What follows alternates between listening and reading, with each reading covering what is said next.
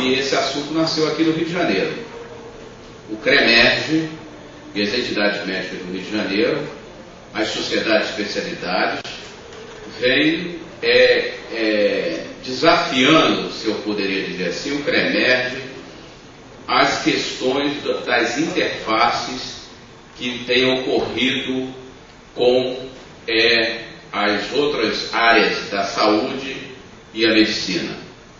E o CREMERGE publicou resoluções sobre o ato médico e que culminou com a resolução do CFM sobre o ato médico. Partindo dessa resolução do CFM, foi desenvolvido, o senador Geraldo Altoff elaborou um projeto de lei para definir o ato médico.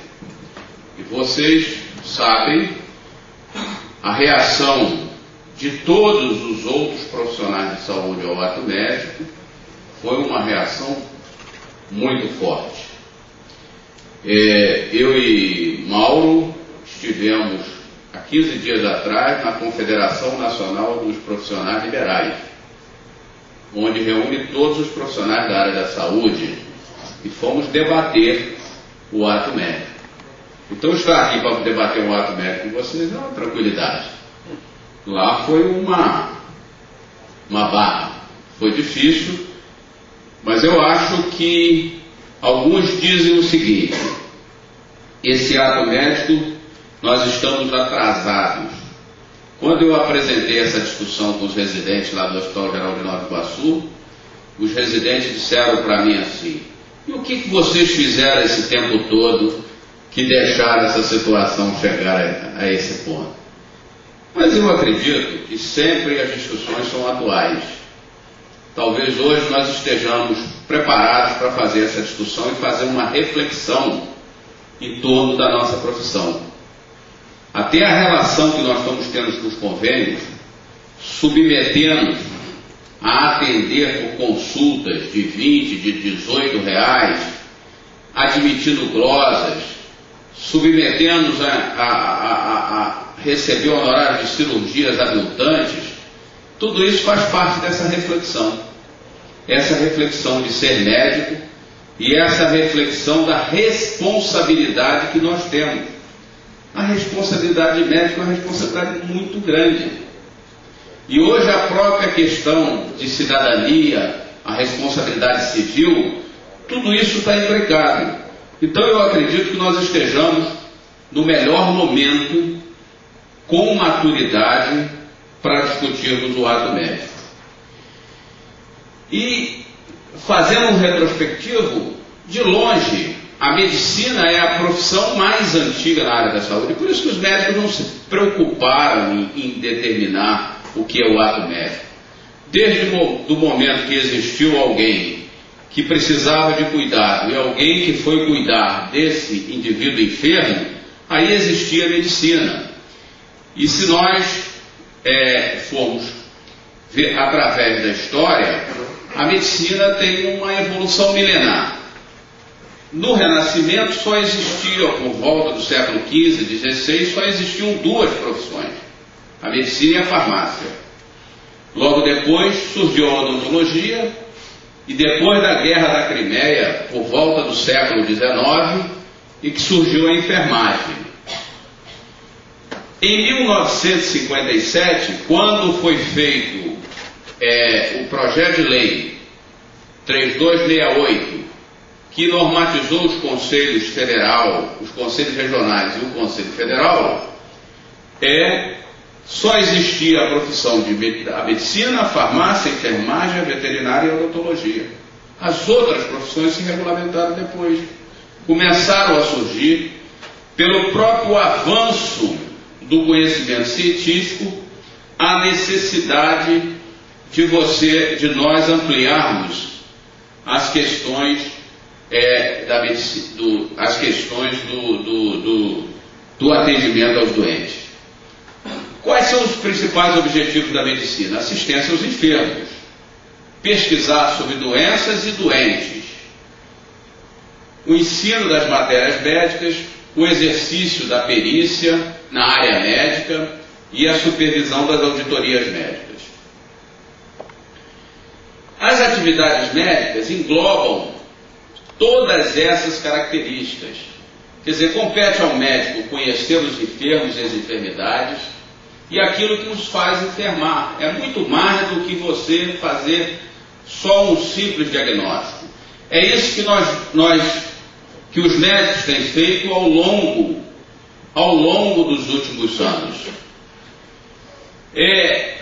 A cada vez mais compete a nós também, aos médicos, à medicina, criar, aperfeiçoar e ampliar e aplicar procedimentos técnicos, né, que possam evitar também que as pessoas adoeçam. Desenvolver os recursos confiáveis e válidos para evitar a evolução das enfermidades, desenvolver meios para diagnosticar, tratar e, se possível, curar os pacientes que enfermaram, de tal maneira que a enfermidade lhe deixe o mínimo de sequela permanente. Promover medidas que possibilitem aliviar o sofrimento dos que padecem uma moléstia, exercer esforços para reabilitar total ou parcialmente as pessoas afetadas e, especificamente, na área de perícia, na área de direção, todos aqueles atos ligados diretamente ao ato médico. E a relação médico-paciente hoje, essa é uma questão que nós precisamos aproveitar esse momento para fazer uma reflexão também da relação médico-paciente. Quando você vai discutir com os outros profissionais de saúde, eles nos acusam o seguinte: os médicos são elitistas. Eles não se preocuparam com a atenção da população, se preocupavam só com ganhar dinheiro. Mas o que aconteceu realmente é que os médicos, numa determinada fase, você tinha a clínica privada e os médicos prestavam assistência nas santas casas gratuitamente e atendia a todos que lhe procuravam. Eu não vejo, talvez, uma profissão nesse país ainda que nós não trabalhemos de graça. Quantas vezes nós atendemos quem nos procura e que não nos pagam? Nem o Estado paga, que era a obrigação do Estado pagar por todo atendimento, porque nada nos é dado de graça, mas talvez seja a profissão ainda hoje que trabalha em muitas áreas sem receber. Quando dos senhores chefes de serviços foram para os seus serviços fora da hora do seu trabalho, ficaram sábado, domingo, feriado, cuidando de pacientes, pela responsabilidade e pelo prazer de cuidar e fazer com que as pessoas se curassem. Então, o que aconteceu é que numa determinada fase, os médicos vislumbraram também uma oportunidade no mercado privado de ganhar um pouco mais.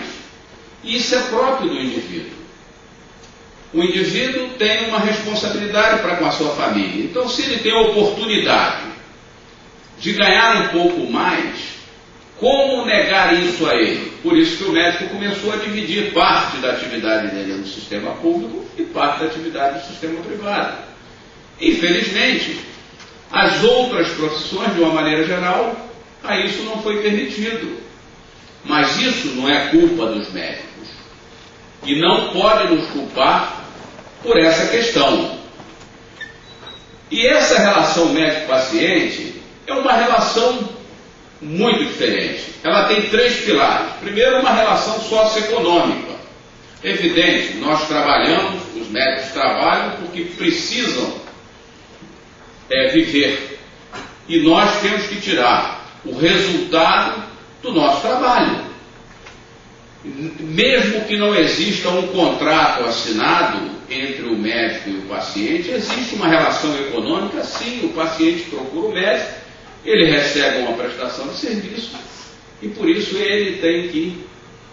médico tem que ser remunerado. O que aconteceu, infelizmente, que os planos de saúde, as operadoras, vislumbraram numa determinada época a falência de um sistema que tinha que ser forte o tempo todo, que era o sistema público, e entraram nesse sistema e aviltaram essa relação.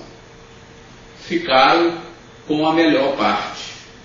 E o médico, com a responsabilidade de atuar, e pode ser que ao longo disso, no ânfase de tentar sobreviver, nós diminuímos um pouco, negligenciamos um pouco essa relação médico-paciente.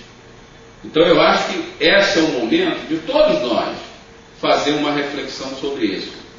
Evidente, eu sempre digo o seguinte: quando o médico tiver, aí quando eu não falo dos senhores, eu não falo de alguns médicos que têm esse conceito, mas quando o conjunto da categoria dos médicos tiver a consciência da responsabilidade de ser médico, na hora que o doente entrou no seu consultório, e que a responsabilidade que ele tem, ninguém vai atender o doente por esses valores que os convênios nos pagam. Porque ele vai ter que dar mais atenção sempre, que a atenção não fica naquele momento da consulta. E hoje, nós sabemos que muitos processos que os médicos estão sendo levados, principalmente ao CRM, é essa relação médico-paciente que não se instalou. É uma relação técnico-científica, evidente que o médico é o técnico científico, ele tem uma ascensão sobre o paciente, e essa relação intersubjetiva de ajuda entre um que necessita e o outro que cuida. E aí, é por isso que alguns tribunais, quando o médico é acionado na responsabilidade civil, ele tem feito a inversão do ônus da prova. Alguns juízes entendem que em determinadas circunstâncias, o médico tem um poder maior sobre o doente.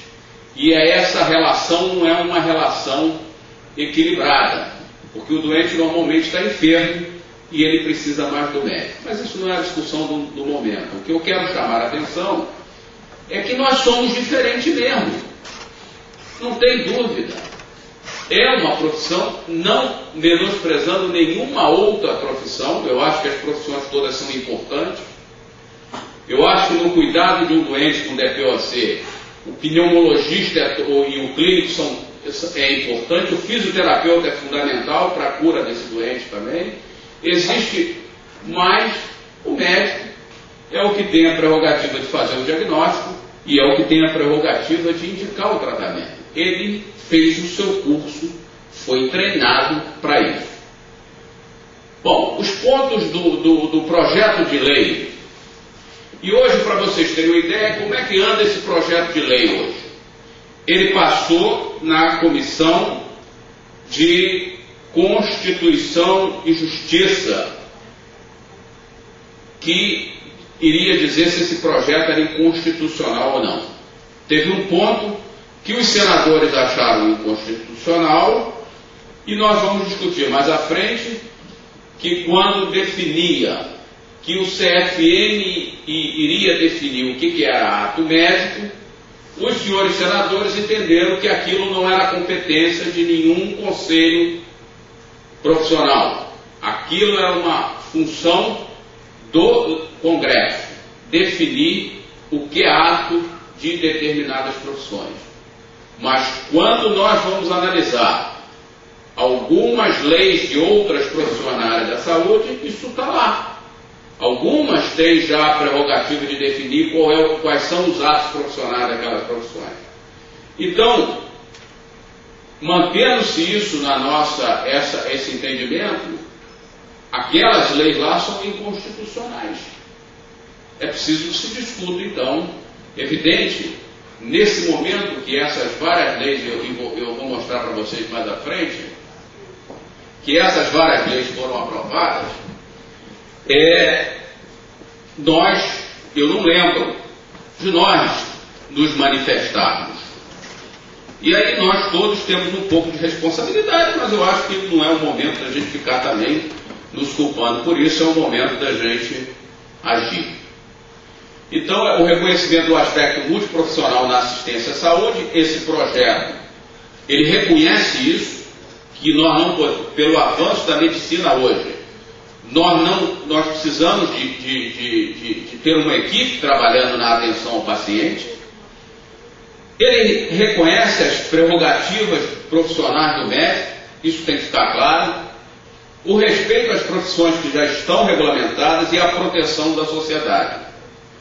Evidente, esse dado da proteção da sociedade é de fundamental importância. Se nós analisarmos bem as questões, você não vai ver ninguém da alta sociedade dizer o seguinte: não, eu vou levar a minha filha, ou a minha esposa, ou a minha irmã, para ganhar neném numa casa de parto, que lá tem uma enfermeira obstetriz que é um atendimento humanizado. Todas vão querer um obstetra, de preferência um obstetra que alguém indique, que seja bem conhecido, que tenha um padrão. Quem é que vai sobrar para ir para a casa de parto? Quem não tem opção de escolha. Então, esse projeto de lei e essa discussão também protege a sociedade, quer queiram eles ou não. Nós temos que fazer essa discussão. Então, o artigo 1º do projeto de lei é: o ato médico é todo procedimento técnico profissional praticado por médico habilitado e dirigido para prevenção primária, que é definida como a promoção da saúde e a prevenção da ocorrência de enfermidade ou profilaxia. A prevenção secundária é definida como a prevenção da evolução das enfermidades ou execução de procedimentos diagnósticos ou terapêuticos. E a prevenção terciária é definida como a prevenção da invalidez ou reabilitação dos enfermos. Parágrafo 1º desse artigo: as atividades de prevenção de que trata esse artigo que envolvam procedimento diagnóstico de enfermidades ou impliquem indicação terapêutica são atos privativos do profissional médico. Isso não quer dizer que só ao médico cabe fazer prevenção. Outras profissões são capazes de fazer prevenção, mas aquilo que implique em indicação terapêutica ou envolva um procedimento diagnóstico é ato exclusivo dos médicos. Parágrafo 2º: as atividades de prevenção primária e terciária que não impliquem na execução de diagnósticos e indicações terapêuticas podem ser atos profissionais compartilhados com outros profissionais da área da saúde dentro dos limites impostos pela legislação pertinente. E nós vamos ver mais à frente a legislação pertinente. Esse artigo foi o artigo que foi modificado por nós, com o intuito de que competia nesse artigo ao Conselho Federal especificar o que seria ato médico. Então esse artigo ficou dessa forma, nos termos do artigo anterior, e respeitada a legislação pertinente, definir por meio de resolução os procedimentos médicos experimentais, os aceitos e os vedados, para a utilização pelos profissionais médicos. Bom, essa questão também, esse artigo foi mudado, mas esse artigo eu acredito que ele teria que ser mudado sim, porque dava aos médicos, e abriu uma questão importante, dava aos médicos a prerrogativa de qualquer serviço de saúde ser administrado por médico. Nós discutimos e chegamos à conclusão que isso realmente poderia ser modificado.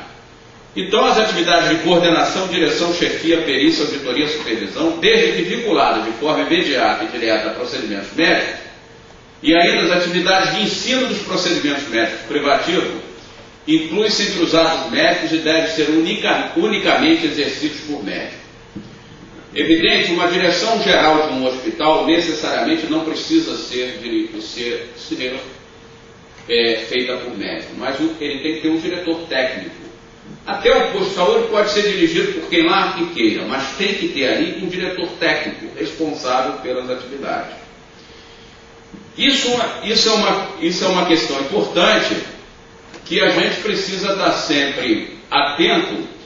E eu estava numa reunião da pediatria nós temos um programa, a Sociedade Brasileira de Pediatria tem um programa de ressuscitação neonatal e agora tipo o PAUS, que é o Pediátrica Advance e Ressuscitação de Criança. E a menina disse que estava com um problema, que tinha um fisioterapeuta que dava o curso para os médicos e que pela nova legislação do CFM ele não podia dar. E ela veio me perguntar, eu falei, eu acho que está certo, ele não pode dar. Você acha que um fisioterapeuta pode sair numa ambulância, atender uma criança, fazer ressuscitação, fazer medicação, prescrever? Ele é habilitado para isso? Não. Ele é habilitado para quê? Para ensinar o médico a fazer isso? Se ele não é habilitado para fazer isso, ele não é habilitado para ensinar. Quem é habilitado, ele pode ter até estar treinado em algumas habilidades, de entubar, de ventilar, tudo bem, mas ele não pode, ele não está habilitado para comandar uma ressuscitação, indicar quando fazer a adrenalina, quando fazer a endorfina, que hora que vai fazer a dopamina, e ele não tem a formação para isso. Se ele não tem a formação para isso, ele não pode ensinar, então vocês vão ter que substituir. Eu acho que é uma questão que a gente também precisa ter essa clareza na hora da gente discutir essas questões. Excetua-se da exclusividade médica prevista no caput desse artigo as funções da direção administrativa, aquilo que a gente já falou, de estabelecimento de saúde e demais atividades de direção, chefia, perícia, auditoria e supervisão que dispense a formação médica, como elemento essencial à realização dos seus objetivos. Evidente que a gente vai mais longe. Nós achamos que os serviços, tem serviços que não pode ser chefiado só por médico especificamente, não. Um serviço de cirurgia vascular tem que ser chefiado por um cirurgião vascular que tem habilitação para aquilo. Porque não pode ser chefiado pelo pediatra. Eu não posso chefiar um serviço de cirurgião vascular.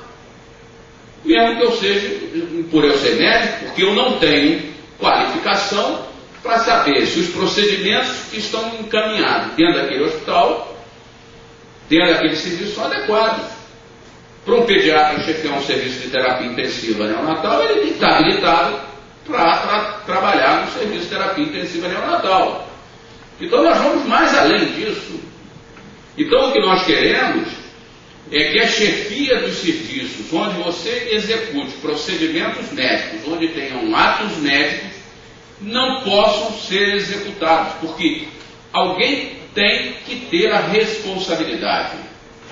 A grande questão hoje é o seguinte: os senhores estão com um doente que precisa de uma determinada prótese lá, se eu falar besteira, você me desculpa, mas precisa de uma determinada prótese, que é imprescindível que o doente sobreviver ou não, ou sair, ou não ter uma perda funcional importante.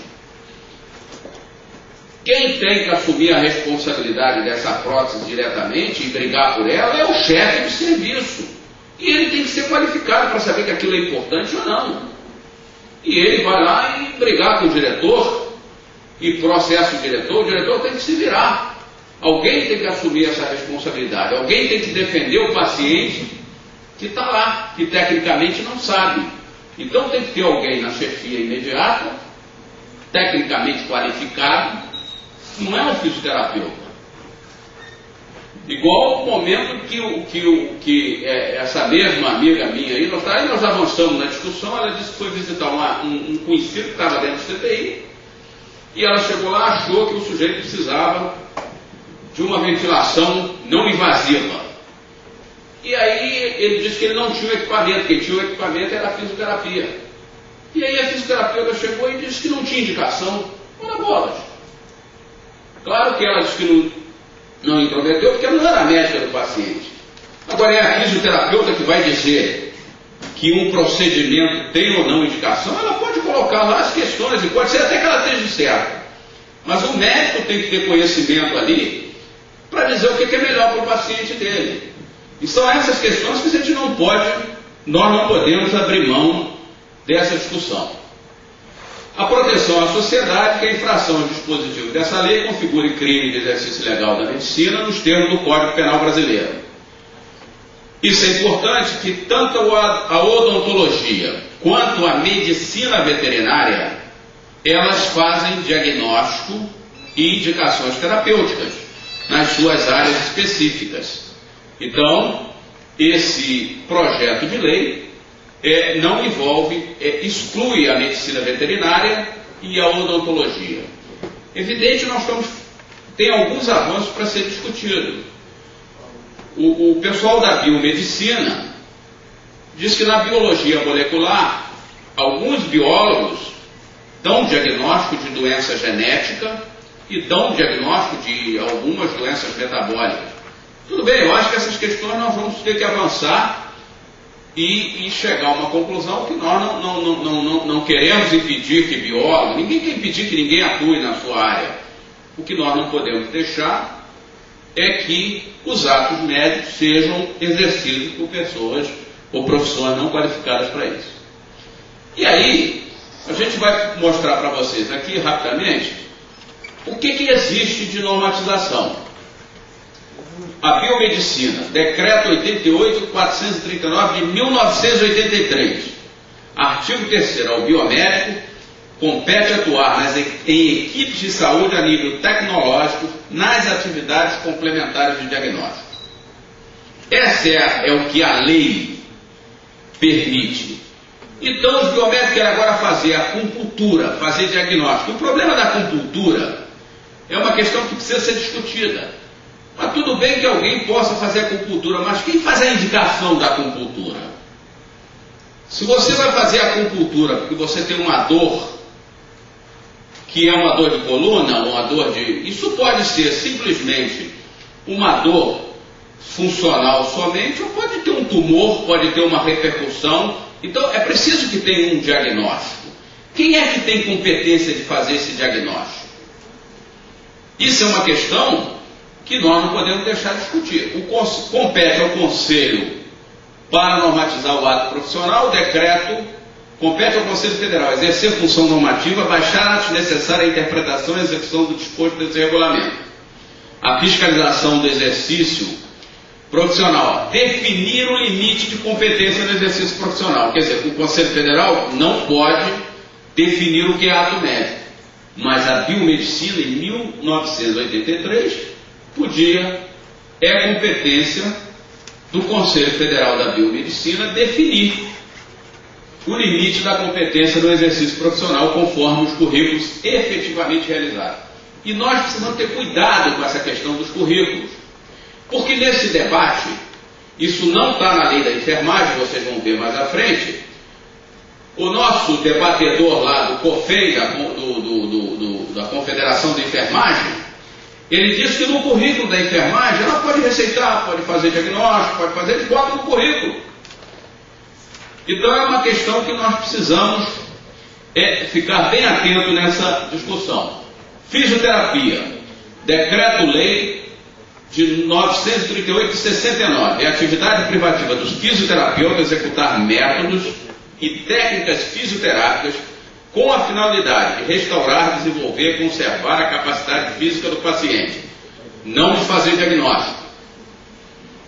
Chegou um momento que os fisioterapeutas, em algum momento, diziam o seguinte: olha, o DPOC, a porta de entrada do DPOC deve ser o fisioterapeuta. Ele resolve os problemas do DPOC. Se nós acharmos que nós precisamos de um médico para fazer algum tratamento específico, algum diagnóstico, nós encaminhamos uma inversão.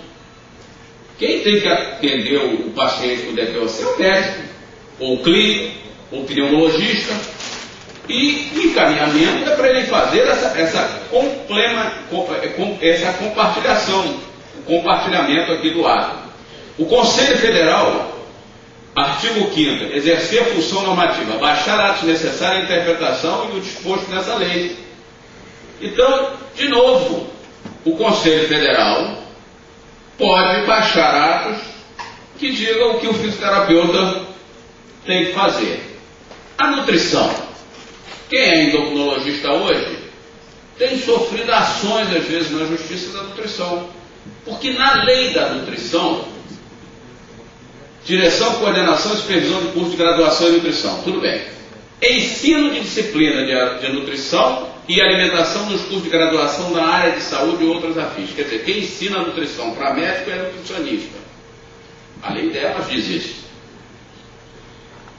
E auditorias, consultoria, assessoria, nutrição e dietética. Compete ao Conselho Federal exercer função normativa, baixar atos necessários à interpretação e execução do disposto nessa lei e a fiscalização do exercício profissional.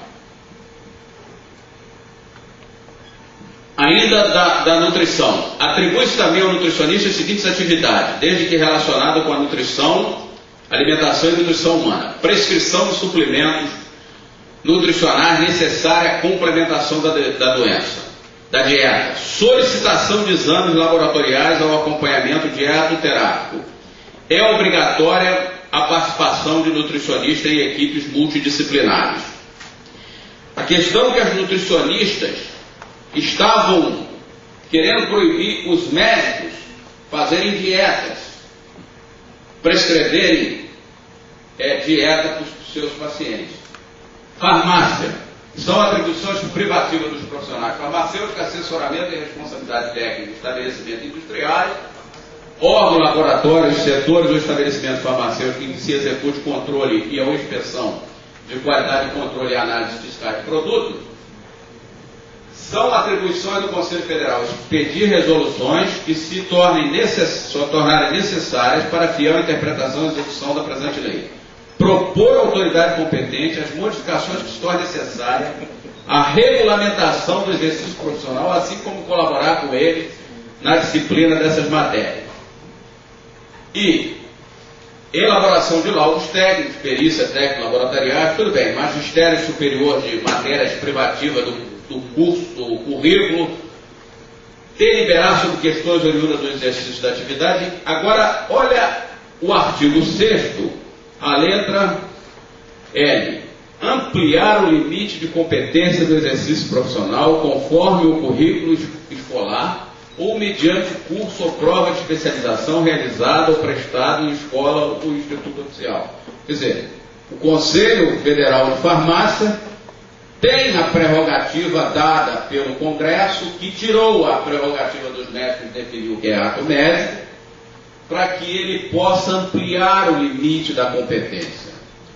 Existe uma questão clara. Isso aqui foi aprovado a lei em 60, esse decreto aqui em 81, quer dizer, outras épocas, mas isso existe.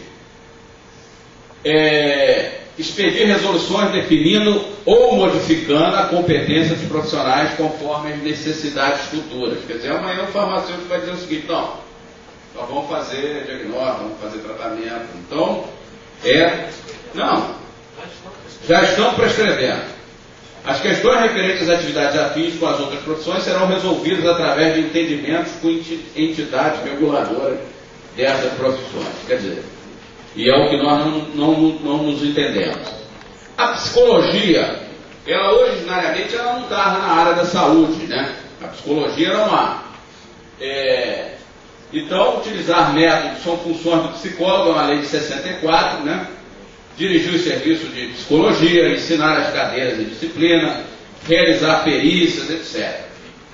Definir nos termos legais o limite de competência do exercício profissional conforme os cursos realizados ou prova de especialização prestada em escola ou institutos profissionais conhecidos. Quer dizer, de novo, a prerrogativa do Conselho Profissional da Psicologia. No debate lá do CFM com os psicólogos dizem que eles são capacitados de fazer o diagnóstico psicológico, de fazer o tratamento das doenças. E aí perguntou: e qual é o papel do psiquiatra nessa história toda? Não, nós mandamos psiquiatra quando precisa passar remédio. O psiquiatra vai se tornar um mero, vai só prescrever o remédio. Fonoaudiologia, isso aqui é importante que a gente atente a isso, olha.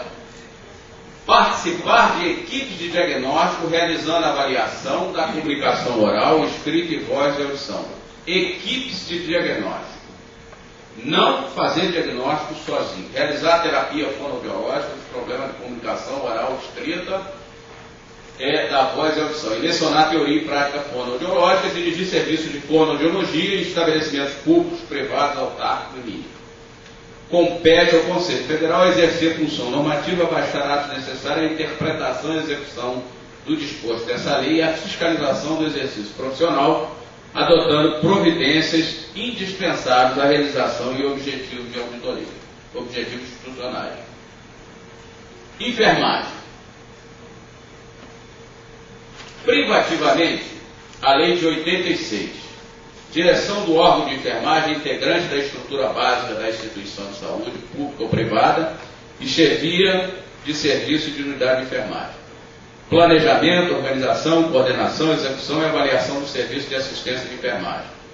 Consultoria, auditoria e emissão de parecer sobre matéria de enfermagem. Consulta de enfermagem. Prescrição da assistência de enfermagem. Bom, compete ao Conselho Federal exercer as demais atribuições que lhe forem conferidas por lei. Isso é uma boa pergunta. Eu não sei o que vem a ser consulta de enfermagem. Hoje a consulta de enfermagem, a enfermagem faz pré-natal, a enfermagem, eu acredito que consulta de enfermagem é uma consulta complementar ao do médico. Eu não sei te definir exatamente o que é consulta de enfermagem. Deve ser. Como integrante da equipe de saúde, agora, é importante que como isso aqui, a gente precisa ter clareza disso aqui, porque o que vem acontecendo em alguns lugares é exercício legal da profissão, mas é um exercício legal da profissão com a anuência do Estado. Isso é bom a gente ter clareza nisso. Eu lembro, eu presidi a SOMERG, isso já vai bastante tempo, e em Petrópolis já se discutia que não se conseguia médico os postos de saúde. Então, o enfermeiro e o auxiliar de enfermagem, nos ambulatórios de ginecologia, eles tinham lá 2 ou 3 remédios, que a senhora chegava lá com um corrimento, então ela recebia 3, 4 remédios para tratar todos os corrimentos. Então, isso é uma deturpação. O próprio Ministério da Saúde regulamentou isso aqui. Mas isso é bem claro. Prescrição de medicamentos estabelecida em programas de saúde pública e em rotina aprovada pela instituição de saúde. Eu mesmo já trouxe 3 ou 4 receitas de enfermagem, e entreguei no Conselho Regional de Medicina, porque a questão é o seguinte: o que é você ter um programa de hipertensão? Então ela tem uma receita de hipertensão, o sujeito vai todo mês no posto, alguém tira a pressão dele lá, não sei nem se tira, e ele recebe o remédio e a enfermagem faz essa prescrição. Agora, isso é ético? O sujeito que vai ao posto de saúde uma vez por mês e que tem uma hipertensão, não tem ninguém que controle os outros sinais, como ele está, como é a avaliação dele, as intercorrências, quem é que tem habilidade para fazer isso é uma deturpação patrocinado também pelo Estado. Se não é esse agora, pelo menos o governo que saiu. Então, é uma questão que a gente precisa estar bem em mente. Prevenção e controle sistemático de infecção hospitalar e de doenças transmissíveis em geral. Assistência de enfermagem gestante, parturiente e puérpera. Acompanhamento da evolução e do trabalho do parto. Execução do parto e sem distócia como integrante da equipe de saúde. Aí o nosso prefeito publica uma portaria, ou eu lá sei o que foi aquilo, dizendo o seguinte, que a casa de parto tinha que ter obrigatoriamente uma enfermeira obstetrícia e um motorista de ambulância. O médico não precisava ter. Então ele deturpa isso tudo que está aí. Quer dizer, como equipe, claro, se você tem um grande hospital, não tem problema nenhum, fazendo parte da equipe de saúde, que alguém acompanhe aquele neném a todo instante, vai lá, escute, vê se está tudo bem, tira a pressão da mãe. Necessariamente, se nós estamos numa situação que nós temos carência de profissionais, não tem problema desde que você tenha alguém habilitado para executar um parto distóxico ou uma cesariana. E aí acontece o que a gente recebe quase todo dia. Essa semana na Sociedade Brasileira, semana passada na Sociedade Brasileira de Pediatria, uma pediatra de São Paulo, disse o seguinte: o que fazer? Que eu recebi uma criança de uma casa de parto com asfixia grave, que chegou aqui, que ficou lá e até que viram que não dava para nascer, mandaram para cá, a mãe quase morreu, o neném está grave. Eu falei, aí só tem um jeito, é Ministério Público, é Conselho Regional de Medicina, a Secretaria de Saúde, tem que acionar, porque isso para mim é crime, e crime que não está previsto, não tem lei nenhuma, isso é exercício legal da profissão. Quer dizer, isso é exercício legal da profissão. Então,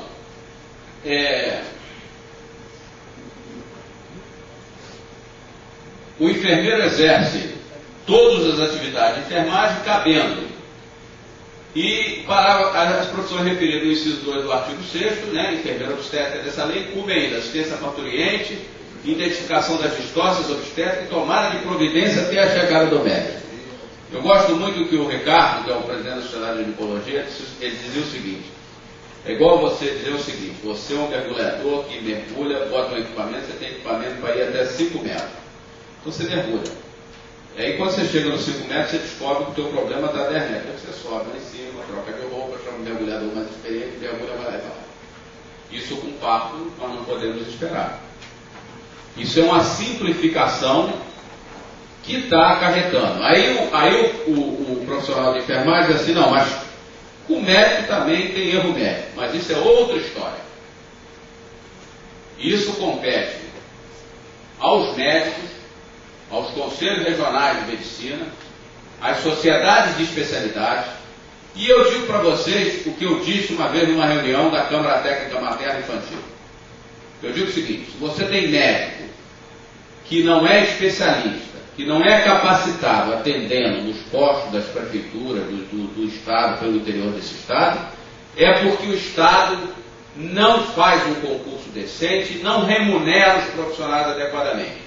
Então, os profissionais que estão mais qualificados, eles conseguem locais em que ele pode exercer a profissão dele com um pouco mais de tranquilidade. Não está ganhando nem muito, não.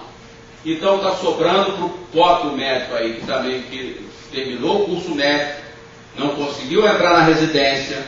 Se você for hoje no Hospital Geral de Nova Iguaçu, na emergência, esse é o perfil do médico que está atendendo a população lá. Claro que ali você vai encontrar bons profissionais também, mas os bons profissionais ficam um pouco tempo porque eles não aguentam. Eles não conseguem trabalhar num ambiente desse. Trabalha lá no Iguaçu? Eu também. Eu sou de lá, por isso que eu estou falando. Então, a questão hoje é o seguinte, mas isso é um retrato. Eu acho que a sociedade, de uma maneira geral, tem qualificado os seus médicos. Eu vejo a minha, tem qualificado os médicos. Agora, você tem que dar também a esses médicos, não só salário, não se dá nem salário, mas dar condição de trabalhar também.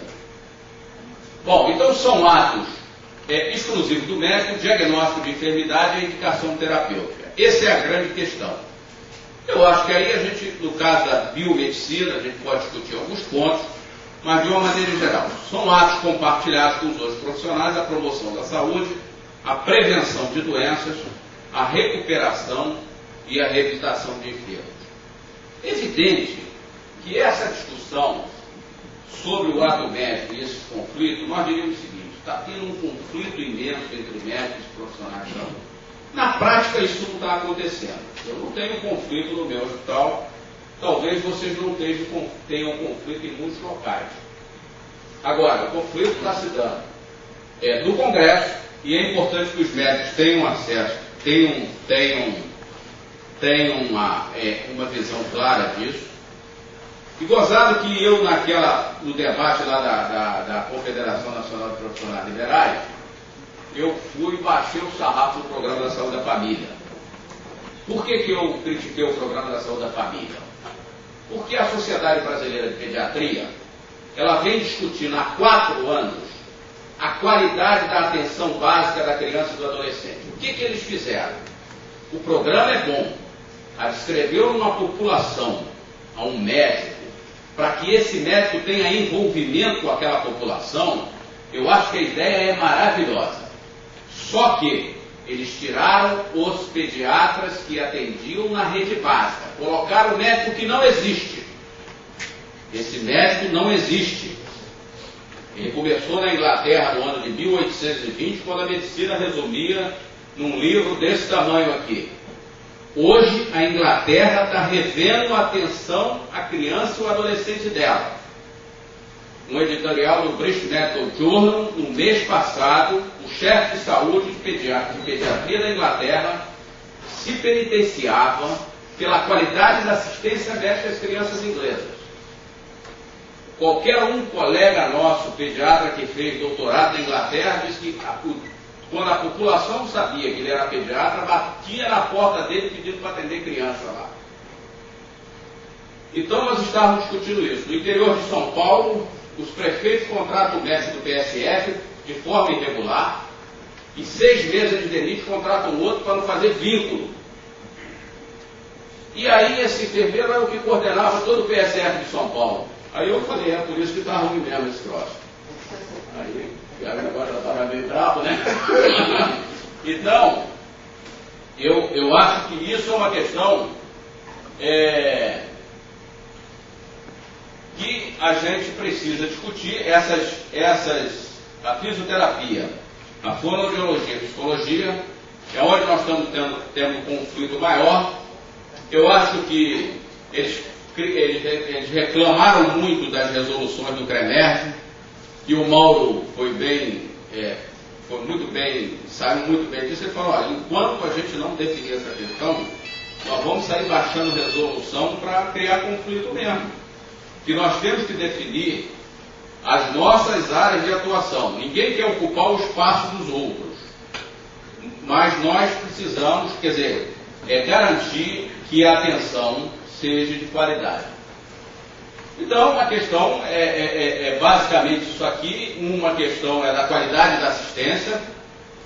Eu acho que quando o governo incentivou isso, incentivou esse conflito entre as profissões, incentivou baixando portarias que incentivava esse conflito, o que ele queria é diminuir os custos. E aí eu não estou falando que as outras profissões não têm qualidade. Nós entendemos hoje que a equipe de saúde precisa de todos os profissionais. Agora, no entendimento hoje, a equipe de saúde pode funcionar sem o médico. E nós achamos que o médico é importante na equipe de saúde. Não vou nem discutir se é mais ou se é menos. Ele tem a sua participação efetiva na equipe de saúde. Isso é uma questão de essa política de casa de parto, de banalização do ato médico. E hoje tem uma auditoria do TCU sobre o Programa da Saúde da Família, criticando o Programa da Saúde da Família. Porque há uma discussão importante, e eu estava numa discussão com o DENEM, e o DENEM, que é a Direção Nacional dos Estudantes de Medicina, eles publicaram uma carta contra o ato médico no início. E o menino ficou meio perdido lá, que agora eles não sabem se estão contra ou se estão a favor. Depois da apresentação que Mauro fez, eles ficaram na dúvida. E eu disse para eles o seguinte, que eles estão iludidos com a atenção básica. Eu posso dizer para os senhores que basicamente como pediatra eu faço atenção básica. O pediatra é o médico da atenção básica, assim como é o clínico. A atenção básica não é para ser feito com um médico recém-formado sem experiência, não. Se os senhores vão operar as suas patologias a tempo útil, tem que ter um médico na atenção básica de boa qualidade, que vai evitar que muitas patologias lhe cheguem e quando chegar, vai chegar em condições de ter um resultado melhor. Nós não podemos achar que a atenção básica é feita pelo médico que formou ontem, pelo médico que não é qualificado. A atenção básica, o que difere a atenção básica da atenção secundária e terciária é que a atenção básica ela é resolutiva e com poucos acessórios diagnósticos de laboratório, de tratamento. Quer dizer, a atenção básica você resolve sem muitos equipamentos. Essa é a definição. Agora, para você fazer uma boa atenção básica, você tem um médico qualificado. E o que acontece? Eles valorizam pouco o médico da atenção básica. Nós mesmos valorizamos ao longo do tempo pouco o médico da atenção básica. Está aí as nossas listas de procedimentos que valorizaram ao longo do tempo mais a atenção secundária e terciária. Então, isso é uma questão que a gente tem que estar bem claro nessa discussão. Então, a equipe de saúde com médico e a qualidade não são excludentes. Uma equipe de saúde sem médico, uma equipe de saúde sem qualidade. Eu também garanto que sem enfermeira, sem um fisioterapeuta, sem um fonoaudiólogo, nós não conseguimos fazer uma equipe médica de qualidade. Agora, o médico tem que estar na equipe médica. E a questão da desregulamentação das profissões. Hoje, aí que entra aquele poema. Hoje é o médico. Eu disse para o pessoal o seguinte: há 4 anos, esse governo tirou o pediatra da atenção básica, os pediatras começaram a deitar e os médicos não se envolveram muito. Hoje já se envolveram. E hoje estão tirando o médico da atenção básica. Então, nós precisamos estar todos conscientes, todos discutindo, para que a gente possa avançar. Eu acho que só... Tá bom. Desculpe aí se eu passei.